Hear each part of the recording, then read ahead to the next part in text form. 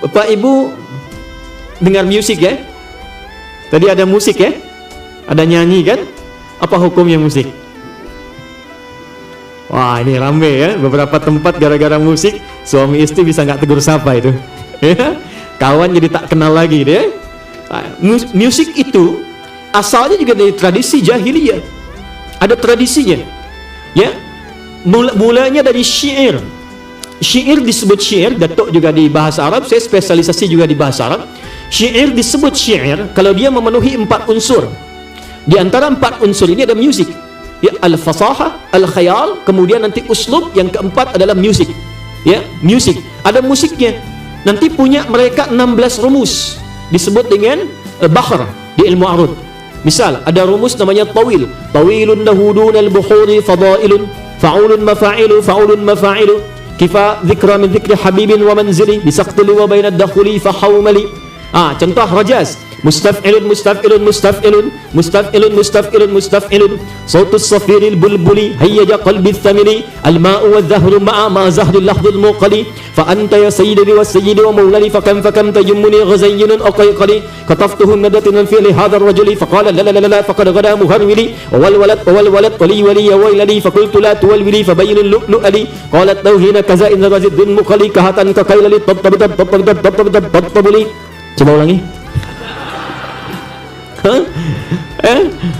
Madid mufa'alatun mufa'alatun fa'ilatun tala'al badru alaina min thaniyatil. Itu asalnya qasidah. Rumusnya madid.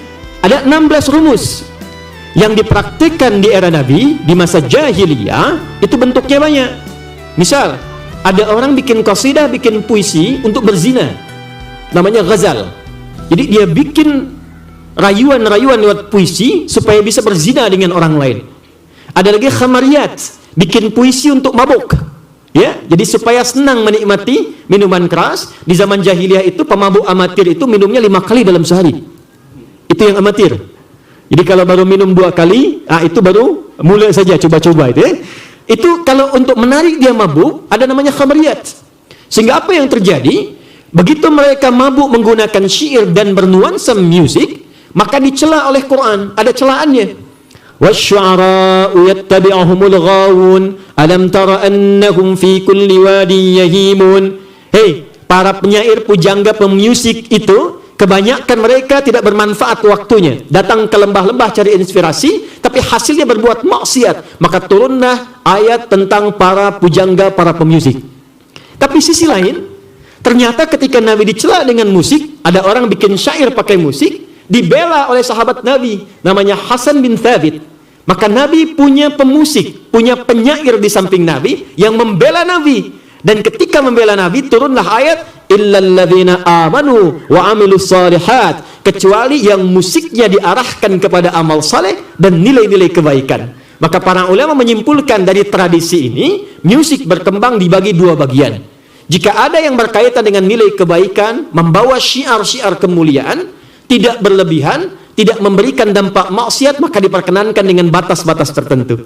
Tapi kalau membawa kepada hanyut sesuatu sehingga lupa dengan kebaikan, dia bisa makruh sampai dengan haram. Sehingga ada ulama menempatkan musik seperti hukum nikah. Al-musiqa ta'tarihi ahkamul khamsah.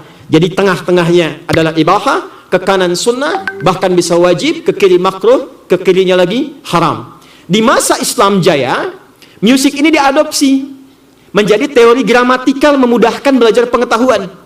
Contoh, di masa-masa Islam jaya di Andalusia, itu para ulama kalau ingin membuat metode-metode mengajar, semua pakai syair.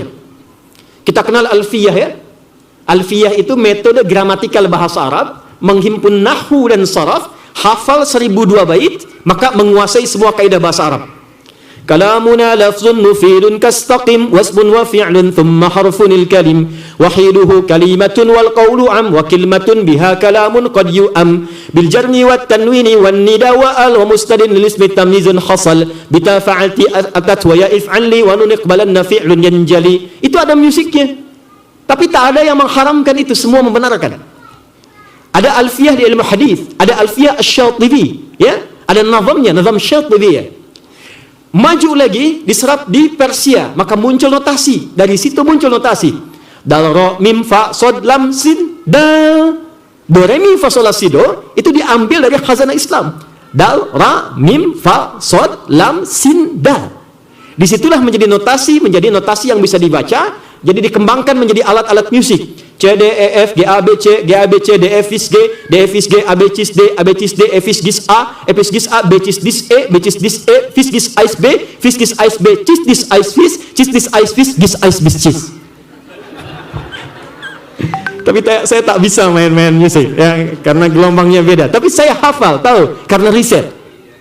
Nah, maka dari situ kemudian dikembangkan, ada tradisi-tradisi musik yang kita dapati. Ada nasyid, kita kenal dulu nasyid, ya, dari akapela sampai diiringi dengan alat, membawa kepada ketaatan, kita ingat dengan Allah. Ada Raihan, ada Hijaz di Malaysia, Indonesia ada The Fikr, ya, kemudian ada The Zikr dan sebagainya. Itu sah, tidak ada masalah. Tapi ketika musik digunakan untuk maksiat kepada Allah, cinta satu malam,